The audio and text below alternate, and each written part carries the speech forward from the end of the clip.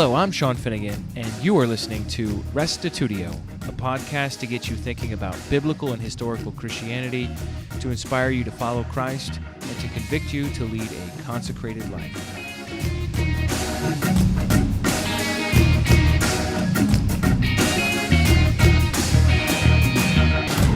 Some of you may have noticed that I did not release an episode this Sunday. I have consistently put out 2 episodes a week for over a year now, since last May, and right now that's proving to be a little too much of a workload for me. And what I'm going to do is go back to 1 episode a week. I'll probably go back to 2 once I run another class, depending on what my workload looks like at that time. But I just wanted to let you know there's nothing wrong with your phone or your tablet. Restitutio is just going down to 1 a week for now. Today I have a great interview for you. It's a really important subject, a little scholarly, but hey, that's what we need from time to time, isn't it?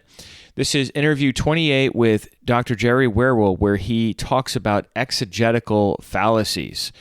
And I want to start by asking you a question. Why do you think there are so many divergent beliefs about what the Bible teaches?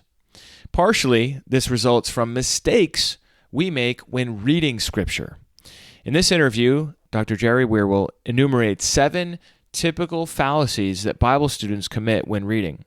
Avoiding these pitfalls will help you engage with Scripture and better build solid understandings that can stand up to scrutiny. Here now is interview number 28, Exegetical Fallacies with Jerry Wierwille. Today, we have Jerry Wierwille with us to talk about exegetical fallacies. Welcome to Restitutio, Jerry. I'm glad to be here again. Thanks. Before we get started at looking at specific examples of exegetical fallacies, do us a favor and break down those 2 words for us. What are we even talking about here? What is exegesis? What is a fallacy? And how does that relate to Christianity? Well, exegetical fallacies, big word, maybe intimidating to some people. It's basically 2 words. The first word, exegetical, is just describing the form of exegesis, which is to draw out from the compound Greek word, and it just means to kind of draw out the meaning from the text. And so whenever we study the Bible and we try to understand what the words mean in the Bible, we're performing exegesis. And the aspect of fallacies are just when you make an error, when you make a mistake, when you say that something is fallacious, it's just wrong. And so we say exegetical fallacies, what we're referring to those wrong practices or those mistakes that can be made when trying to study the Bible. And we're going to go through several here on the show that are going to deal with studying words particularly, which is what the Bible is composed of. So we spend a lot of time analyzing and studying the words of Scripture.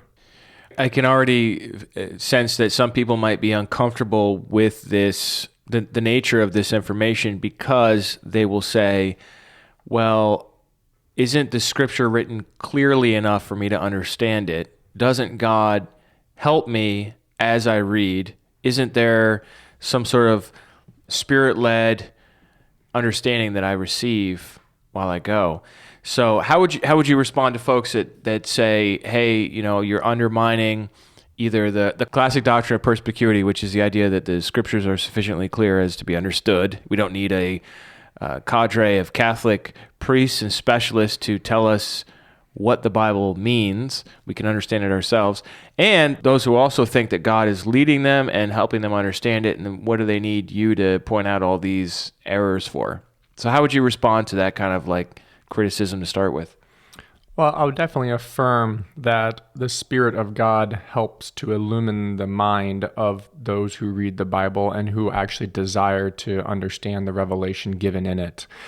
The idea of the doctrine of Scripture, specifically the category of perspicuity, that whole thing was really developed in order to combat the notion that people couldn't read the Bible and understand it, that they had to defer to the authority of the church, of the priesthood and things like that in order to get the correct understanding. I think that it's mistaken if somebody wants to say that they don't need to learn Bible study methods. They don't need to understand language. I think that's an over-exaggeration of our ability to comprehend language in the scriptures, that we need to understand how the Bible is written. We need to understand biblical manners and customs and the way people spoke. We need to understand the way that just communication, specifically written communication, operates, and how to go about trying to decipher the message that's contained within the words on the page. I think of any other field, of course, you would want to learn from experts and teachers who are a little further down the line than you and that have already discovered certain mistakes. Think of like an auto mechanic. An auto mechanic is going to want to know what sorts of procedures will damage the car engine they're working on before they make that mistake themselves, or they will like to know how to fix something and what's the typical way of doing it. And yet, for some reason, when we come to the Bible, it's like, no, every man and woman is their own expert, and we don't want to receive any kind of instruction.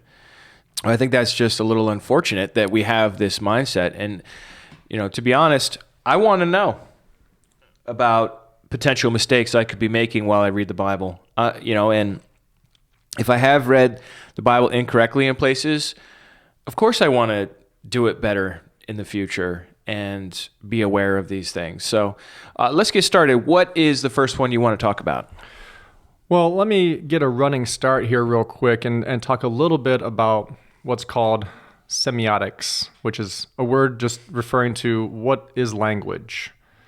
And it basically, in its core meaning, is that we have words, sounds that we produce that represent ideas, concepts, objects, and things like that.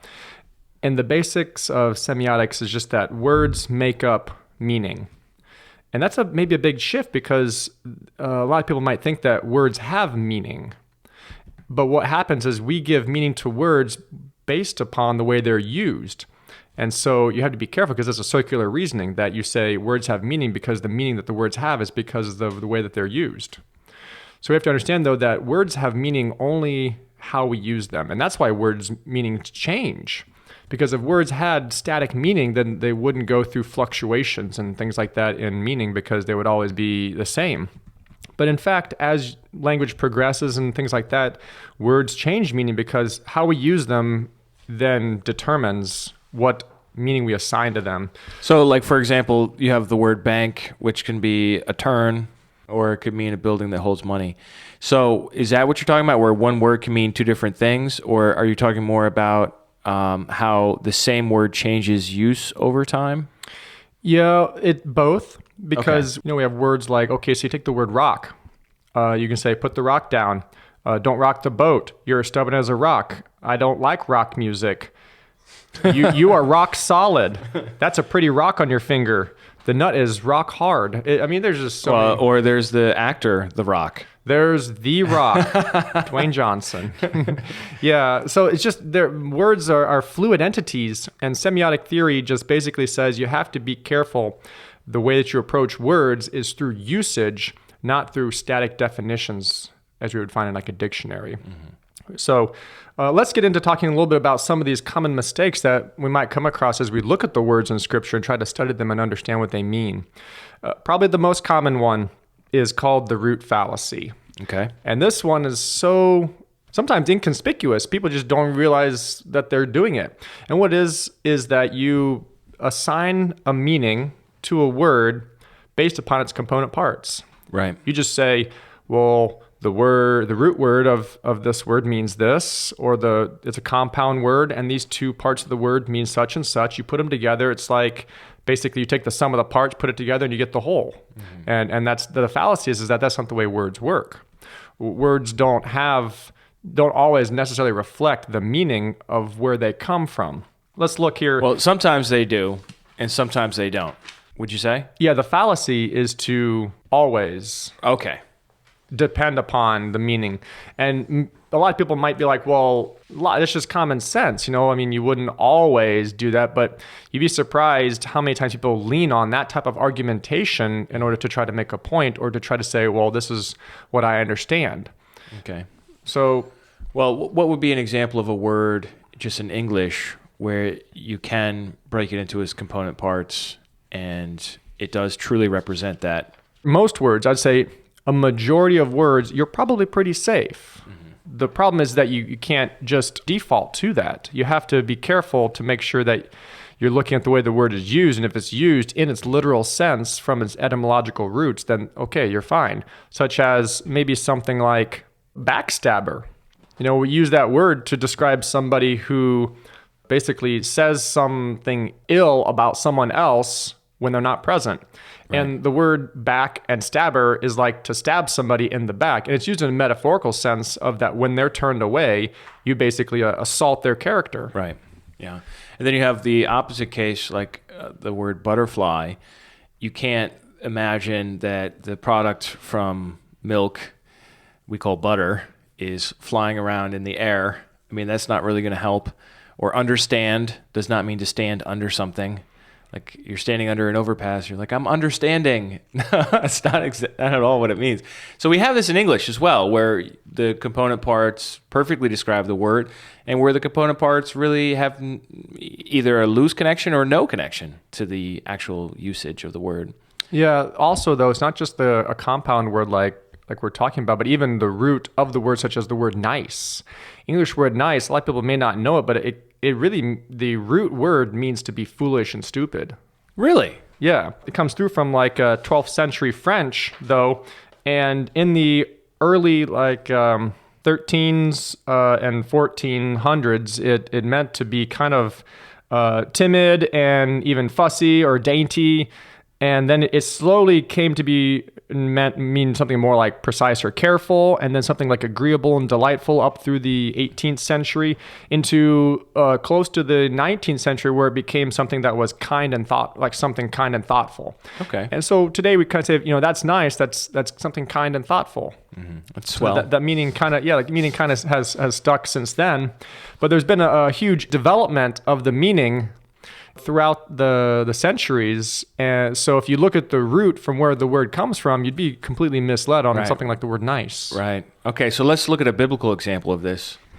Yeah, in Hebrews chapter 11, verse 17, we read that by faith, Abraham, when put to the test, offered up Isaac. He who had received the promise was ready to offer up his only son. This is from the word only son. It's from the Greek word monogenes. And that's a literal translation, only begotten or only son. The meaning, though, of that compound word, only son, though, is a little bit misleading, seeing as Isaac was not Abraham's only son. He actually had a son before Isaac, and he had many sons after Isaac. Interesting. The meaning of monogenes, it means more or less one of a kind. That he's like the only kind of son in a particular category. And specifically here, he's the son according to promise. And he was the only son given to Abraham according to promise. The way to handle the idea of the root behind a word is to make sure that you understand the way the word is being used in the context. Right. And then if you look at maybe the component parts of the word, and the component parts match the usage or the meaning of the way the word is used, then that can add, sometimes it can augment and expound upon the meaning of the word, but caution has to be exercised because it's really easy to sort of look at the parts of a word and just automatically jump to an explanation about those parts, trying to reflect the way that they're used in the verse, which it has to go backwards. You have to look at the way a word is used in the verse, and then you can work backward to see if its origin has any further meaning to enlighten the understanding of the way it's used. So we have to be careful, and they're experts, and that's why consulting lexicons and things like that are among the most helpful uses in biblical studies, because people have pored over these words for so long, and they're very careful to make sure that they don't try to commit this fallacy. But even scholars sometimes fall prey to this fallacy. So once again, the context is king, as well as the usage in different places, because you can even have it where one word might be used in a different way in different books of the Bible, depending on who is writing that book. So we want to be very sensitive to immediate context, but then also how that word happens to be used throughout So let's go to the next one and look at the time frame fallacy. Yeah, the time frame fallacy basically is about making sure that you're looking at definitions and meanings of words that are in usage contemporaneously with the writing. There's two of them. One's called semantic anachronism, where a word is used out of time going forward. A newer use is used at an older time period, like a more ancient time period. And then semantic obsolescence, which an older meaning is then brought forward. Now, we'll talk really quickly. So, like, for example, an anachronism would be something such as, in a modern language, the word pharmacy. The word pharmacy comes from the Greek word pharmakeia, which we find that word in Galatians chapter 5, verse 20, amidst a concatenae of works of the flesh. And in that verse is typically translated something like sorcery or witchcraft.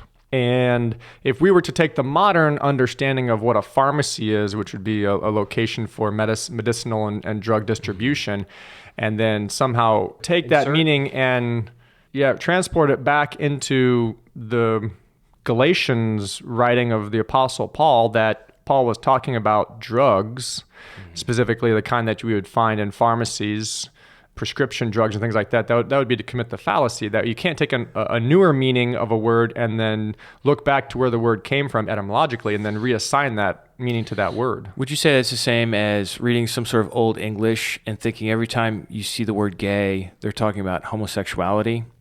Yeah, exactly the same. The word gay used to just mean happy. There are a couple words like the word hussy. Okay. The word hussy in our modern culture has a very derogatory connotation to it. It's like a loose woman. But back in the 1500s, it just meant a household woman, a woman who runs a household. And hussy is akin to the word housewife. They come from the same English root word, hus, which means house. And so a hussy was a woman who oversaw a house. And housewife was just the woman of the house. And they were almost synonymous. But today, we don't use the word hussy in that way. And to say that back in the 16th century, that hussy had that derogatory meaning, it didn't. Yeah. If you call someone's wife a good hussy, that's just not going to communicate today. Now, the other time frame problem is if you would take an older meaning and then pull it forward. Now, this happens a lot when looking at classical Greek lexicons that go from the 8th century BC to like the 3rd century BC, and what's called Attic Greek or classical Greek, and then trying to take meanings that are used in that time period and then attributing those meanings to current usage in Koine Greek in the 1st century AD. Do you have an example of that? There's a Greek word kephale, which means head. Yep. And in classical Greek, that word was used in ways to refer to a source or an origin, kind of like the head of a river. The head of a river, yeah. But in the Koine time, the biblical Greek period, that usage was really not used all that much, and it was more or less used to something that was at the top, like the head of a company, the person who organized things, or your actual physical anatomical head. Right. And so when Paul writes about kephale, using it in like 1 Corinthians 11, and he says, I want you to understand that the head of every man is Christ, and the head of a wife is her husband, and the head of Christ is God. He's not using it in the sense of that the source or origin are all these comparative items, but that there is a leadership role, there is a hierarchy of authority. And so to try and take a lexical definition from like a classical Greek lexicon and then pull that into a biblical Greek context would be to commit the fallacy of semantic obsolescence, meaning that the meaning of the word that used to be in play is no longer in play in the culture. It kind of died out. It's interesting. I heard a debate over complementarian versus egalitarian perspectives, and the egalitarian defender used that argument, that precise argument, to defend the position that a husband and a wife are completely equal in every way, whereas a complementarian position said, well, the head means that this person is given authority over the household. So this is something that's still alive and well in the 21st century, this fallacy.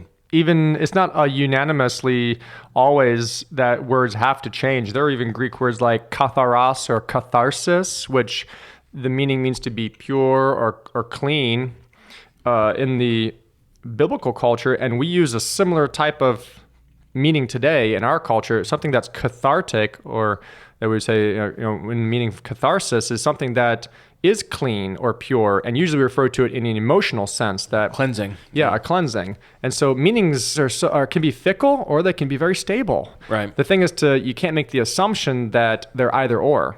It's always, like you said, context determines the meaning. All right, so let's move on now and talk about some parallels and how that affects things.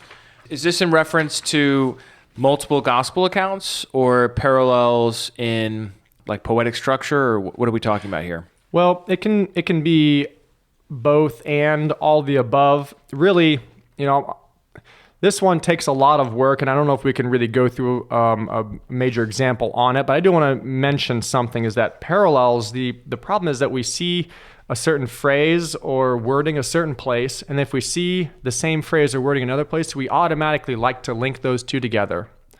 And the problem with that is that whether or not the word is being used in the same way in both cases isn't dependent upon if it's the same words that are in the same area, or if it's the same case or tense or whatever. That just because there's a similar style or phrasing doesn't mean that the same meaning is being employed in both places. The fallacy of misusing parallels is that parallels alone, they don't create conceptual links between the two occurrences. The only way you can establish such a link between parallels is to be looking at the context and seeing crossover cues that will further substantiate the connection, meaning possibly a similar subject or theme is being talked about, and then therefore you have more substance to then attribute to why the parallel could actually be conceptually linked rather than just a linguistic link. So did you not want to go into an example on that? Yeah, I think it'd take up too much time. Well, then let's move on. We don't want to get bogged down with just one here. We have quite a few to get through. Let's move on to the single meaning fallacy. What's that all about? Yeah, the single meaning fallacy. In the book D.A. Carson wrote called Exegetical Fallacies, his technical term is that this is the false assumption about technical meaning. And what this fallacy comes down to is that sometimes there are words in the Bible that carry a very specific, nuanced meaning, a technical meaning. And we get attached to those ideas and meanings of the word, and then we sometimes try to transpose those onto all the occurrences of the word, therefore making the word have a single meaning. And the example that I would like to go to talk about is a Greek word dikaiosune. Righteousness. The way that dikaiosune is used is a lot of times we'll think about righteousness. Well, Paul talks about righteousness a lot in like his letter to the Romans. And so if we go to, for example, maybe in Romans chapter 4, and we'll read that, and to the one who does not work in verse 5, but believes in him who justifies the ungodly, his faith is counted as righteousness. Verse 6, just as David also speaks of the blessing of the one to whom God counts righteousness. And he goes on, uses the word righteousness, dikaiosune, at least 4 other times just in this passage alone of Romans chapter 4. Now, when Paul talks about righteousness here, he's talking about a specific type of righteousness, what is called forensic or judicial righteousness, the idea of being viewed as having a right standing or being in a right relationship with God. Okay. Now, if we would, for example, go to another place, such as Romans chapter 6, so 2 chapters later, verse 13, we'll see Paul writes, "No longer present yourselves members to sin as instruments of wickedness, but present yourselves to God as those who have been brought from death to life, and present your members to God as instruments of righteousness." Verse 16, "Do you not know that if you present yourselves to anyone as obedient slaves, you are slaves of the one whom you obey, either of sin, which leads to death, or of obedience, which leads to righteousness? and that you, having been set free, this is verse 18, from sin, have become slaves of righteousness. Now, just 2 chapters later, Paul is continuing on this idea of what the gospel consists of in regard to the transference and change of allegiance in a believer's life. But here he's not picking up this idea of forensic or judicial righteousness. He's talking about the conduct of one's life. He's talking about doing righteousness. So one's a standing before God. Are you in a state of acquittal or guilt? And then others, what are your actions like? Are you acting in a moral/righteous manner or in a wicked/unrighteous manner? Correct. Yeah, moral or personal righteousness. Yeah. And then the fallacy then is to say, well, is to establish one meaning, and then to say, well, every time we see this word, it has to mean the same thing. Mm-hmm. And you're saying that that's bad. That we should not do that. That is to commit the mistake of the single meaning fallacy is to not be sensitive to the way that an author can vary the use and meaning of a word even within the same literary unit. Yeah, so even like Paul here in his letter to the Romans, within 2 chapters of each other, he is varying the meaning of dikaiosune. And that shouldn't be striking to us because we change the meaning of words all the time depending upon the subject and the topic of what we're talking about. So the encouragement that I would give for people who are studying words in the Bible and they're looking at occurrences in many different places is to let the meaning of the word stand in those occurrences and not try to collect them together into one pile that could then fall under a single type of meaning, but to let the words mesh with the context. And if the author is using the word in a different way, you have to allow that meaning to come through, and you can't sort of truncate the definition of a meaning of a word because you think it holds a specific idea. And I think dikaiosune is a great example of that. Yeah, there's another word too I was thinking of is faith. Pistis. Pistis. So this one, in some places it can mean trust or trustworthy. Other places it means the content of your beliefs, or it could mean just like a belief in something. But if you believe that pistis has to mean one thing every time, no matter what, you're going to twist the scriptures into your pet meaning as opposed to allowing them to have the fluidity that all language has in any kind of text, any other place. Mm-hmm. I think the problem, though, is people wouldn't agree typically that a word has one meaning all the time. But when they study the Bible and they look at a word like pistis or dikaiosune, they will tend sometimes to want to give precedence to the technical meaning just because they think it's superior, or they're trying to get some theological point out of it. And that's to make the mistake to try to not let the text and the context sort of deliver to you the meaning, but rather you are imposing on it more of like a theological technical meaning that you think the text should be saying. And usually it's for some type of biased or prejudicial reasons of your own. All right, well, let's move on and consider the word concept fallacy. What's that all about? The word concept fallacy really is about that an idea can be present in a text even if a specific word associated with that concept is absent.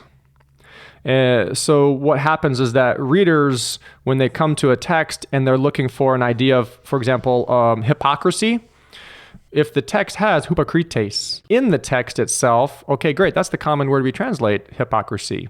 The text doesn't have to have that particular word in it in order for the concept to be discussed.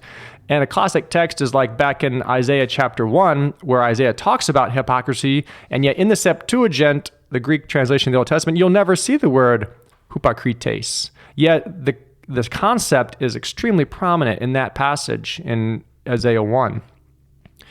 The point being is that when you study the Bible, the concept can be places where a specific word that's associated with the concept may not appear. Well, can you give us an example of this to help clarify what we're talking about? Yeah, and I think that if we go to John chapter 21, the technical name that Carson labels for this, and sometimes the boundaries between all these fallacies are a little bit, they overlap somewhat, because a lot of times multiple fallacies will have similar nuances, or they'll reach into each other's pockets to have the same mistake being made. He calls it problems that surround synonyms and componential analysis. And that's just basically the way that words are used, and whether or not synonyms can carry the same idea, which we probably would all agree that a synonym is basically a word that means a similar thing. And that's the problem with the word concept, is that if you use a synonym, sometimes when studying the Bible, people won't like to give the same idea in both occurrences where synonyms are, but they'd rather like to make a hard distinction that's saying, well, this word means this and it's used here, and that word means that and it's used there. But actually, in the Greek language, they are quite synonymous. Mm-hmm. Right. And one example here we're going to look at in John 21 is between two Greek words, agape and agapao, and phileo or phile. And these are two words that they mean love. But sometimes people have asserted that each of those words carries its own mutually exclusive meaning. And therefore, if agape is used, it means one thing. And if philia is used, it means another thing. So in John 21, we have Jesus' response here after they had eaten. Jesus says to Simon Peter, "Simon, son of John, do you love me?" That's the Greek word agapao, the verb form of agape. "Do you love me more than these?" He said to him, "Yes, Lord, you know that I love phileo." That's the verb form of phile. "I love you." And he said to him, "Feed my lambs." He said to him a second time, "Simon, son of John, do you love agapao me?" He said to him, "Yes, Lord, do you know that I love phileo you?" He said to him, "Tend my sheep." Verse 17, he said to him a third time, "Simon, son of John, do you love phileo me?" Peter was grieved because he said to him the third time, "Do you love phileo me?" And he said to him, "Lord, you know everything. You know that I love phileo you." Jesus said to him, "Feed my sheep." So it seems it's completely interchangeable here. Yeah, I would agree that is the case, that these words here in this context are being used basically synonymously. But because of the way that agapao has carried this weight of a special type of divine love, a selfless, sacrificial type of love, that some scholars try to argue that Jesus is saying one thing and Simon Peter is saying something different. And then Jesus just gave up and used Simon's word. And then Jesus conceded and accommodated to Simon because he wasn't getting it. Right. Yeah, but actually in this category here, and the thing about agapao or agape and phile and phileo is that in their semantic ranges, or in their range of meanings, they have a large area of overlap, but they don't completely overlap. They're not equivalent terms in all respects. Phile or phileo sometimes carries the meaning of to kiss, but agape is never used in that sense. But agape is used in the other sense of to just show familial love, to show brotherly or friendly love as well. And also, it's a huge theological term referring to God's love, specifically in the New Testament. So what has to happen when people study the words and the way that they're used is to not try to make false disjunctions between, well, this word has this meaning and therefore it can only mean that. And this word has this meaning, it can only mean that. We have to understand that there's a gray area with a lot of words. And where words are used synonymously, we can't impose a distinction, artificial distinction between them. Okay. What about the disjunctive fallacy? What does that entail? Well, actually, it's part of the one we just talked about in John 21, but the example that I want to give is in James. If you go to the first chapter of James, we'll read in James 1:2, "Count it all joy, my brothers, when you meet trials." And this is the Greek word perasmas. When you meet trials of various kinds.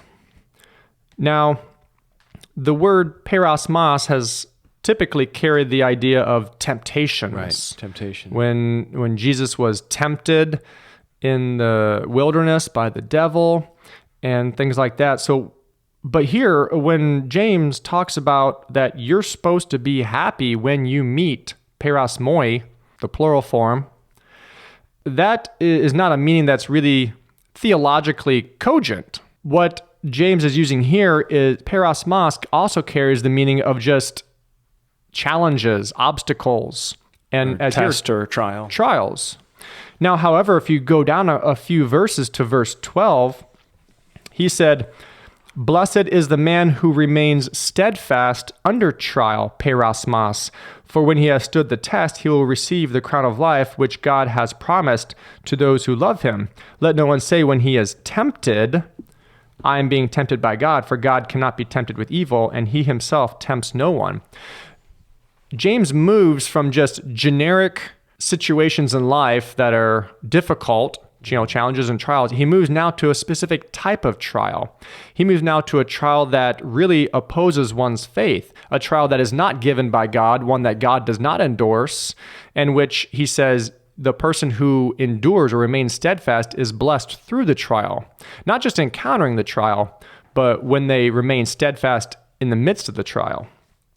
And so to make a kind of like a hard and fast disjunction between the way perasmos can be used for just generic adversity versus maybe wicked or satanic temptations, to say that it's either or is to commit the fallacy, whereas the semantic range is pretty broad and allows for either or to be used depending upon the context. And I mean, we still always just come back to that. If you neglect the context, you will misunderstand the meaning of words because the context forms the meaning. Words themselves don't carry inherent value. It's how they are connected together with other words around them and how they're formed into a syntax of a clause and sentence and paragraph. All right, let's move to the last one and talk about the lexical fallacy. Yeah, the lexical fallacy, or what's also called the overload fallacy. And D.A. Carson has a really long term, he calls it the unwarranted adoption of an expanded semantic field, which another scholar named James Barr, he coined the term illegitimate totality transfer. And it's similar to the idea of the single meaning, which is the false assumption about technical meaning fallacy, where what you'll do is you'll basically adjust the way you see what a word can mean, and you try to hone it down to like this core idea. Now, the illegitimate totality transfer just means that you take a wrongful meaning of the word from one place and then transpose it or transfer it to another place. And I want to talk about the Greek word ekklesia. Okay. And that word is the common word for church. And it's used very often referring to the Christian church in the early church in the New Testament. The thing about ekklesia is that it has a larger semantic range or range of meanings than what a lot of people normally will acknowledge. For example, if we go to Acts chapter 7, verse 38, it says, "He is the one who was in the congregation, the ekklesia, in the wilderness, with the angel who spoke to him at Mount Sinai and with our ancestors, and he received living oracles to give to us." And this is referring to Moses. And here, also, this happens in Hebrews chapter 2, verse 12 as well, is that Israel is referred to as an ekklesia. Now, does that mean Israel is the church? Well, no, because ekklesia doesn't mean the Christian church in all of its usages. It means here just an assembly, a gathering. Elsewhere, though, like when Paul uses it in 1 Corinthians chapter 7, verse 17, he says, "Only let each person lead the life that the Lord has assigned to him and to which God has called him. This is my rule in all the churches." Now, he's referring to those groups of people who he has founded throughout the Mediterranean world who are meeting in homes, predominantly in the early church, and those are the ecclesias. But to say that the type of ecclesia that Paul is referring to is the same type of ecclesia that Luke is referring to in the book of Acts would be to commit this illegitimate totality transfer of meaning, that you can't take the way a word is used in one instance and then modify the way it's used in another instance and kind of like incorporate the previous meaning or other meanings. And that's why Carson says it's, the unwarranted adoption of an expanded semantic field, is that you start adding definitions to a word wrongly. So, in other words, keeping a simpler meaning as in a gathering of folks, that's what ecclesia means, rather than loading it up with the theological understanding of, well, the church invisible, so to speak, or the local scene. Yeah, I mean, there's about 4 different meanings of ecclesia in the New Testament, and to take that semantic range and then take all those meanings and sort of transfer it to each one and then pick whichever one you like, that's kind of adopting an expanded semantic range. For like in Ephesians 1:22, Paul writes that God, put all things under Jesus' feet and gave him as head over all things to the church, the ecclesia. Now, this isn't a early first century church he's talking about here. This is the universal spiritual church of God's people. Right. This is a third meaning that we've come to see already. And there's even a fourth one here, just touch on in Acts 19, when Paul was in Ephesus. It says in verse 32, meanwhile, some were shouting one thing, some another, for the assembly, the ecclesia, was in confusion. And most of them did not know why they had come together. 39. If there's anything further you want to know, it must be settled in the regular assembly, the ecclesia. Verse 41, when he had said this, he dismissed the assembly, the ecclesia. Actually, we have 2 different meanings here. There's just the mob that's basically in the marketplace that is referred to as an ecclesia. It's just people in the same geographical location. And then later on, though, the regular assembly is actually referring to like a council meeting or an actual assembling of the leaders of the city to discuss matters. And he's saying, you should come into that gathering rather than just be out here arguing with one another. And so to commit this fallacy is to sort of see that ecclesia can't have one idea in all its places. It can't you can't take one idea in one place and pull it into another place. So you can't transfer ideas from one context to another context. So to commit the fallacy is to neglect the way that specific words are used in certain contexts. Again, it's a violation of context. Every fallacy in word study is basically caused by the reader presuming that they control the context and meaning of the word rather than letting the actual words on the page, the words in the text, deliver to them the meaning. Mm-hmm.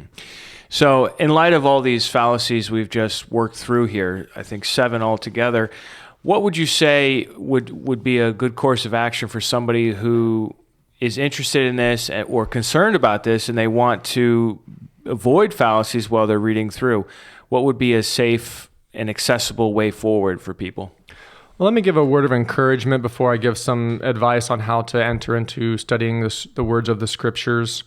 The basic bottom line is that readers of the Bible don't determine the meaning of the words.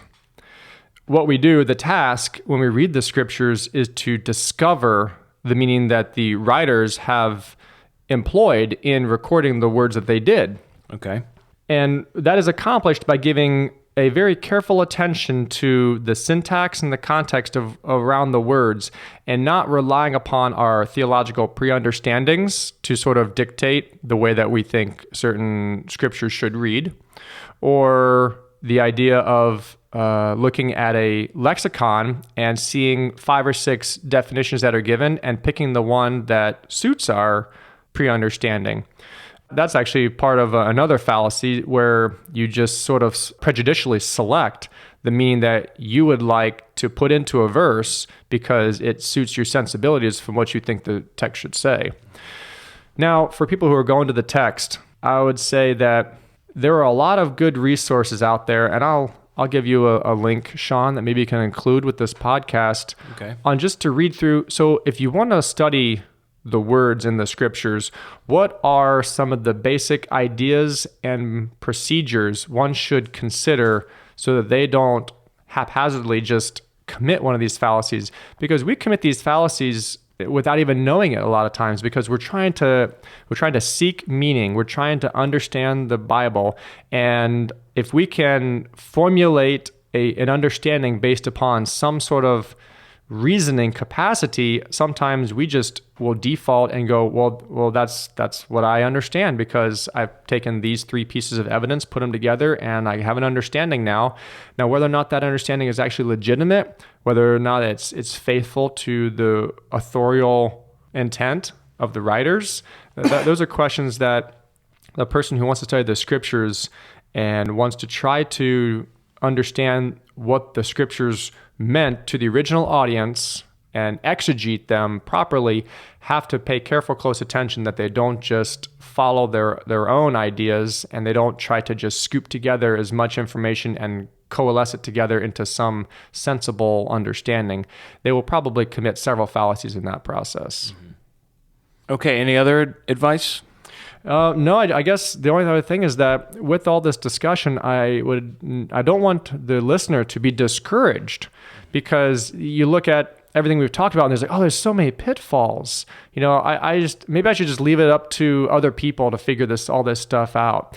That's not the message that I want to give at all. It's that you just need to be cautious and that there are proper ways to understand literature. And this is not unique to the Bible alone. This is just the way the language works. When I talk about semiotics, it's just when we are writing notes back to each other or we're reading the newspaper or any form of written literature, we're all practicing exegesis at those times.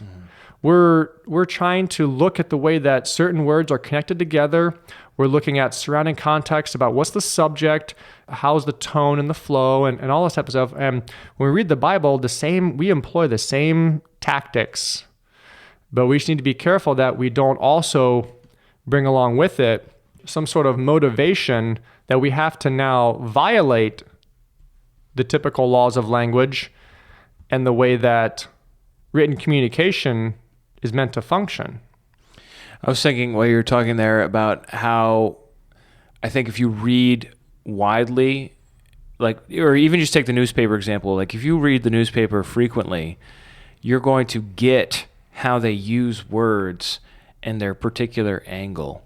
And so it's going to be easier for you to, get a grasp on their meaning rather than somebody who's never read a newspaper before in their lives. And now you just throw it in front of them and, maybe they're in the editorial section and they don't know what that means and they're misinterpreting stuff all left and right. And they're like, look at all this bias and these people, they call this reporting. This is just nonsense. And so it is with the scriptures. I think if we read big chunks of the Bible and increase our familiarity with the scriptures, we'll get to see how they use words and how those words make sense in that particular part that we're in. And I think in a sense, that is one of the safest things we can do is read widely in the scriptures so that when we do zero in on some small little corner and a couple of words or a single verse, now we have all of that background knowledge that can help us to avoid some more of the simplistic fallacies that we're looking at here. We can't be afraid to engage with the scriptures. Nobody has to know all these fallacies in order to be able to begin studying the Bible. Looking at the scriptures in the words in the Bible is like basically just putting together a giant puzzle. And, we have to take the pieces and start fitting them together. And as we go along, we'll learn the rules better and better. But we can't be afraid to not play the game if we don't know how to play basketball. If we don't know, do you know how many rules there are for basketball? No, I don't. There's like a whole handbook. I just know how to play. Yeah. But if I actually had to explain it to somebody, it would take a while. Yeah, but when you started playing basketball, you just learned the basics, so that you were able to at least get on the court, shoot the ball, and make sure you didn't travel. Well, with my kids, I don't even call them on traveling. Because it's all right, just dribble when you can. Yeah. And if they travel, it's all right, we'll get to that later. Yeah, and so that's my heart is for people to want to look at the scriptures and to desire to get involved themselves with the text and not to be afraid that, I don't want to travel because your kids, they'll learn that traveling is wrong as they grow more into the game. Well, and as we study the Bible more and more, we'll gather more of the rules to understand the way language works, the way that God has had so many different writers compose these texts to reveal His will to us. And so my last word here, just before we close off on this session, is just for everybody who's listening to still maintain the interest that even if we've talked about some lofty ideas on the way that language works and some big words, that all it is just we're just talking about more specifics in what everybody is already involved in. Everybody's already involved in reading the Bible. Whenever you read the Bible, you're doing interpretive work in your mind, whether or not you know it or not. And all we're talking about is trying to focus and be more specific with how we're doing that work in our minds. All right. Well, thanks for doing the research and presenting this to us in a way that is easy to understand. I think reading Carson's book would be somewhat over technical for a lot of us, although some of the listeners maybe would love to get into that book. What's it called again? It's called Exegetical Fallacies. It actually is a fairly technical read, kind of dry. I would not recommend it. It has a lot of Greek in it. Okay, well, some of our listeners probably know Greek, so that's great for them. And for the rest of us, we'll just have to wait until your book comes out, should you write a book on this subject. But thanks for coming in today, Jerry. I appreciate it. Thanks, Sean. Before I go, I just wanted to mention a couple of quick resources to help you out if you are interested in delving deeper into Bible study. First of all, I want to encourage you to listen to Wierwille's interview on hermeneutics that he did a while ago. And I have a link to that in the show notes, or you can just search in your podcast app for Jerry Wierwille or hermeneutics, if you can spell that word. And then you can listen to that episode. It's interview number 2. Also, you can check out more sermons and articles and work from Wierwille on his website, jerrywierwille.com. And last of all, I have a link in the show notes to D.A. Carson's book that really drove this entire episode, called Exegetical Fallacy. So if you want to get really into this subject, that's probably the number one place to go in order to really delve deeper. Thanks for taking the time to listen to this episode. Please share this episode on social media if you think it would be helpful for other folks. And remember, the truth has nothing to fear.